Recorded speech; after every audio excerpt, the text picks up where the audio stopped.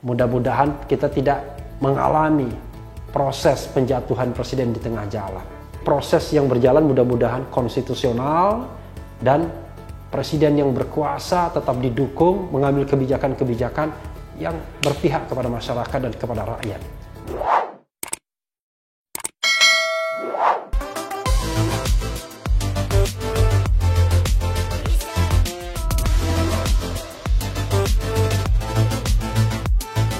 Assalamualaikum warahmatullahi wabarakatuh, Sobat RH sekalian. Jumpa lagi dalam channel yang keren ini, Keren Cadas. Kali ini saya akan merayu kalian. Masih ingat apa itu rayu?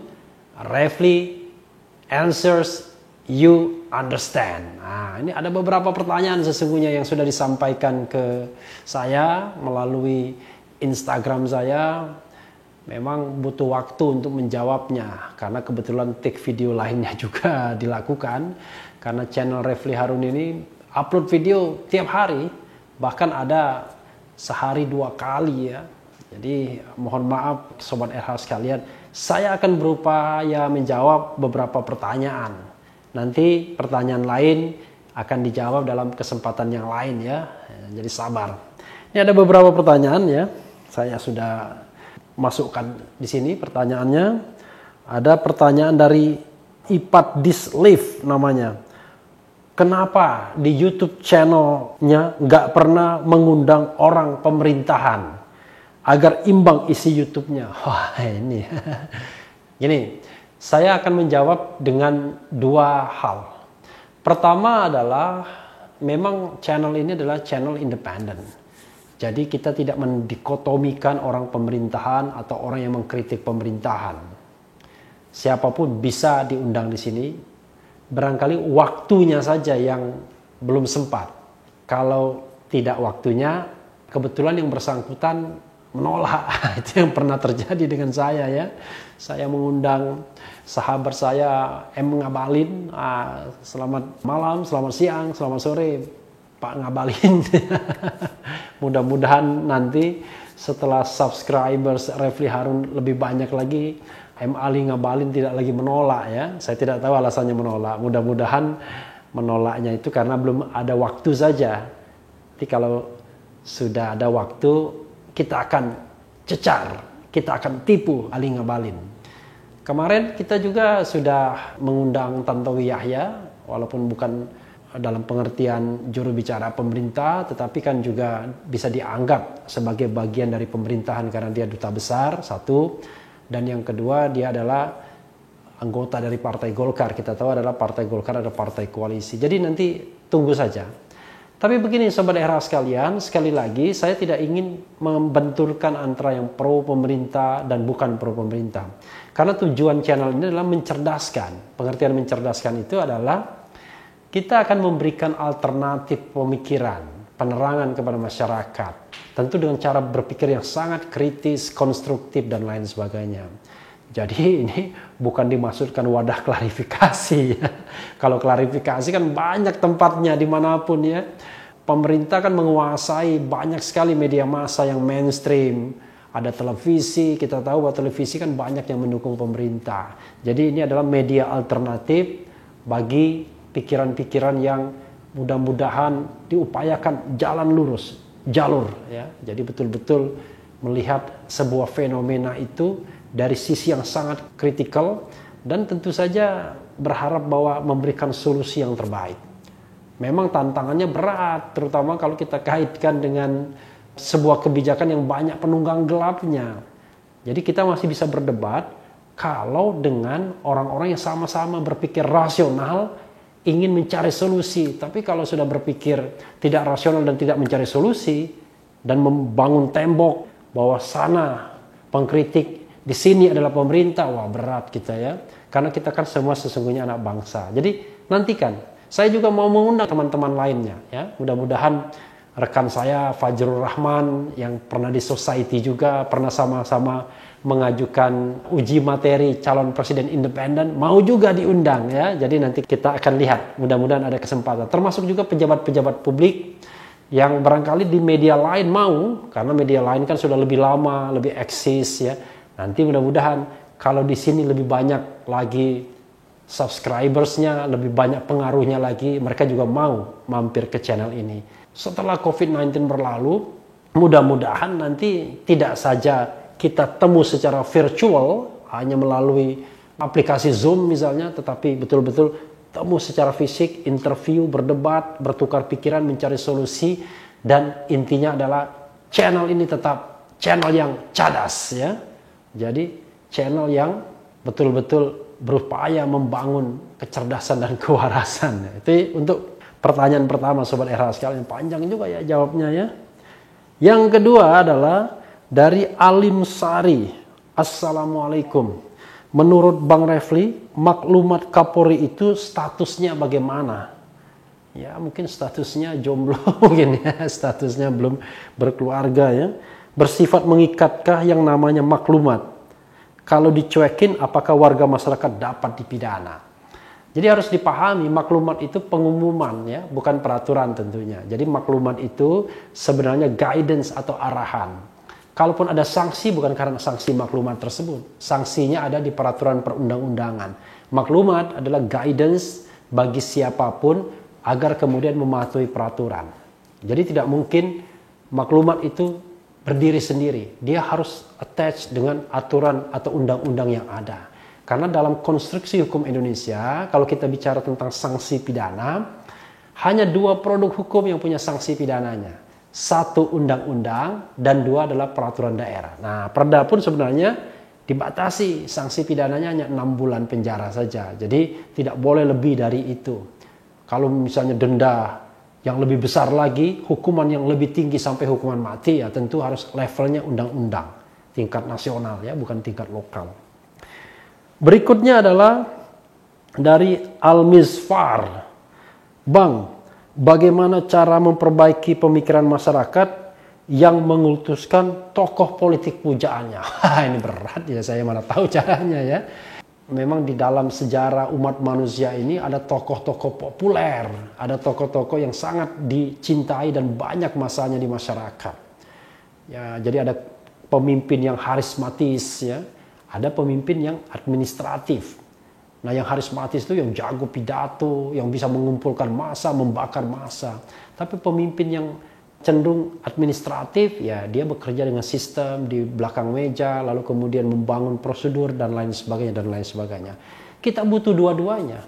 Ketika masa revolusi kemerdekaan ya tentu kita membutuhkan pemimpin yang harismatis. Tapi begitu zaman normal ya kita membutuhkan pemimpin yang jauh lebih administratif, yang bisa membuat tata kelola pemerintahan dan lain sebagainya. Tetapi bagaimana caranya menghilangkan kultus individu? Ya saran saya, Sobat Era sekalian, jangan mengkultuskan orang ya. Karena tidak ada manusia yang tidak ada kesalahan. Hanya nabi, hanya rasul yang maksum, yang bebas dari dosa. Kalau manusia biasa ya kita lihat saja, kita akui kelebihannya, tapi kita juga berusaha objektif terhadap kekurangan-kekurangannya. Ya sebut saja, mulai dari Bung Karno, pasti banyak jasanya, tapi kekurangannya juga ada. Pak Harto juga begitu, lalu Abdurrahman Wahid juga begitu, Megawati juga begitu, Susilo Bambang Yudhoyono juga begitu. Nah, terakhir Pak Jokowi juga begitu. Selalu ada kelebihan dan kekurangan. Jadi kita jangan berpikir bahwa ini karena ini presiden saya adalah fans club dia, tidak ada kesalahan, tidak ada celahnya. Tidak mungkin. Manusia biasa, itulah sebabnya kita butuh demokrasi. Karena demokrasi itu mampu mengkoreksi kesalahan-kesalahan yang dibuat oleh pemimpin. Karena itulah kemudian ruang demokrasi itu harus kita jaga sama-sama. Jangan sampai kemudian ada abuse of power. Ada kecenderungan misalnya kekuasaan menjadi otoriter. Karena kalau kekuasaan otoriter, wah kita nggak bisa apa-apa lagi. Saya pernah mengalami masa akhir dari pemerintahan Orde Baru. Mana bisa kita berpendapat yang sedikit menyerang atau mengkritik pemerintah. Pasti akan dibungkam. Mending kalau dibungkam, kalau hilang bagaimana ya? Hilang orangnya, hilang nyawanya dan lain sebagainya. Mudah-mudahan masa kelam itu tidak pernah terjadi lagi pada era sekarang dan ke depan. Ya, saya juga mungkin berharap betul tokoh-tokoh pro demokrasi yang sekarang ada di pemerintahan agar betul-betul menjaga amanat demokratis ini, agar negara kita tidak setback seperti masa kelam Orde Lama dan Orde Baru. Itu ya. Kemudian berikutnya ada lagi Dari Susanto Sugeng Saputro, ya. S3 ya. Jadi S1, S1-nya Susanto, S2-nya Sugeng, S3-nya Saputro. Ya. Bisa nggak syarat caleg untuk kabupaten kota minimal S1, provinsi S2, dan DPR RI S3 agar perda dan undang-undang bermutu dari sisi ilmu. Masa tiap ada undang-undang diadu di MK kalah mulu. Diadu ya, lucu diadu ya. Agar partai dikuasai kaum terdidik, biar eksekutifnya juga bermutu. Ya saya juga mau kalau bisa begitu, tapi insya Allah kalau itu diterapkan tidak ada yang akan menjadi anggota DPR. Ya. Coba bayangkan kalau syaratnya S3, berapa orang yang bisa mendaftar ya? Satu-satunya syarat harus S3 itu adalah menjadi hakim MK atau hakim konstitusi. Di situ dikatakan syaratnya harus S3 dan S1-nya harus hukum. Jadi untuk jadi presiden pun tidak dipersyaratkan S1 bahkan. Kenapa? Ya karena dulu ada perdebatan. Awalnya mau ditulis S1. Tapi faktanya ada calon presiden yang kemudian pernah jadi presiden tidak S1, itu masalahnya. Kemudian akhirnya syarat tersebut tidak dicantumkan. Padahal menjadi anggota KPU-nya itu harus minimal S1. Jadi syarat menjadi anggota KPU itu jauh lebih hebat, lebih berkelas dibandingkan syarat menjadi presiden. Karena presiden tidak disyaratkan S1.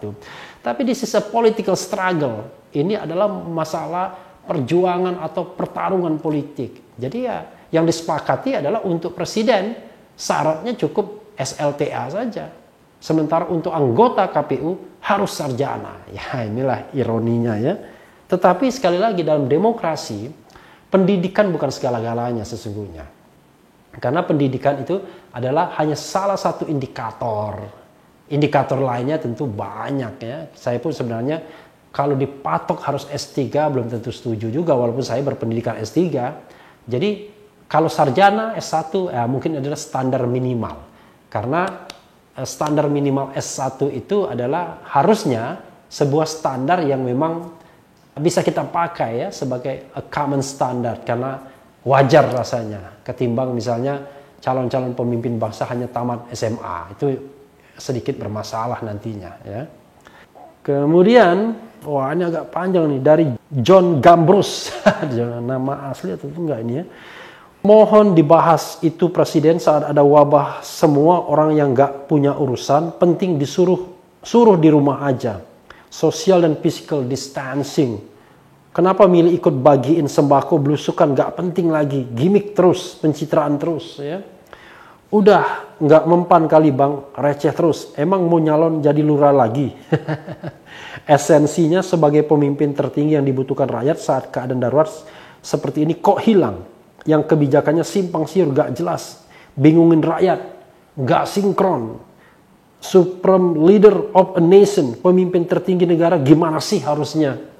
Yang kekuasaannya bisa menggerakkan seluruh komponen alat negara, tolong dijelasin bang. Merakyat gak harus belusukan saat wabah juga kali, ciao. Ini udah menjelaskan dirinya sendiri, ngapain lagi saya jelaskan. Jadi memang ketika Presiden Jokowi belusukan membagikan sembako ya dikatakanlah di slum area di daerah Bogor termasuk juga membagikan sembako di jalan MH Tamrin ya. Itu banyak yang mengkritik karena level dia sudah presiden, level dia kan bukanlah wali kota lagi. Tapi itu pro dan kontra itu tentu saya tidak bisa lihat dari perspektif hukum tata negara.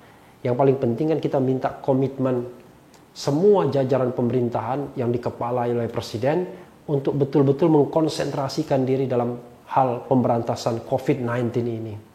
Yang saat ini banyak yang merasakan termasuk saya tidak fully 100%. Kenapa? Karena masih banyak kegiatan-kegiatan lain yang kemudian masih akan dilaksanakan. Soal bagaimana ibu kota baru, bagaimana kemudian proyek-proyek infrastruktur yang masih berjalan, kontrak-kontrak lainnya. Padahal kita tidak tahu kapan COVID-19 ini akan berakhir. Jadi harusnya COVID-19 dulu kita selesaikan, barulah economic recovery kita jalankan setelah COVID-19 berlalu. Mudah-mudahan cepat hilangnya COVID-19 ini. Ya, berikutnya adalah Bersediakah Pak Refli Harun untuk menjadi kontestan Pilpres tahun 2024? Jawaban saya bersedia. Bersedia. Kalau survei saya tertinggi. Maka kalau nggak ada pendukungnya, masa saya nekat tahu diri ya. Kalau surveinya ranking 1, ya mau. Tapi kalau disebut saja enggak, ya kita harus tahu diri. Apalagi presidensial threshold kan membatasi betul jumlah calon presiden dan wakil presiden. Yang dalam perhelatan 2014, 2019 cuma 2 calon saja. Saya menginginkan presidensial threshold ini hilang, hapus, 0%. Jadi bukan lagi diturunkan tapi 0%, karena saya masih beranggapan presidensial threshold ini bertentangan dengan konstitusi. Walaupun MK mengatakan tidak bertentangan dengan konstitusi, tapi jangan lupa putusan MK itu aroma politiknya lebih tinggi daripada aroma konstitusionalnya, sobat era sekalian. Oke, itu ya. Jadi doakan saja, saya ranking pertama surveinya. Jadi kalau tidak ranking pertama, ya nggak usah mimpi ya. Kan banyak orang merasa pantas menjadi pemimpin, padahal surveinya saja disebut saja enggak. Kira-kira begitu ya. Kemudian dari Indra A. Gunawan. Indra A. Gunawan. N-nya banyak sekali ya. Izin bertanya. Saya mahasiswa Fakultas Hukum Universitas Muhammadiyah Tangerang. Dalam Undang-Undang Dasar setelah perubahan diatur tentang impeachment presiden, wakil presiden. Dalam pasal 7A, salah satu syarat mengimpeach adalah melakukan perbuatan tercela. Yang saya ingin tanyakan, perbuatan tercela seperti apa yang dimaksud dalam Undang-Undang Dasar? Karena menurut hemat saya, berbohong pun adalah salah satu perbuatan tercela. Terima kasih. Kalau gara-gara berbohong presiden dijatuhkan, mungkin tidak akan ada presiden di Republik Indonesia ini ya. Karena kadang berbohong itu juga penting juga untuk kebaikan ya. Pemimpin kadang-kadang harus berbohong bukan karena dia ingin berbohong untuk yang buruk, tapi untuk kebaikan. Misalnya memberikan semangat kepada orang-orang yang dipimpinnya. Kadang-kadang memang tergantung situasinya.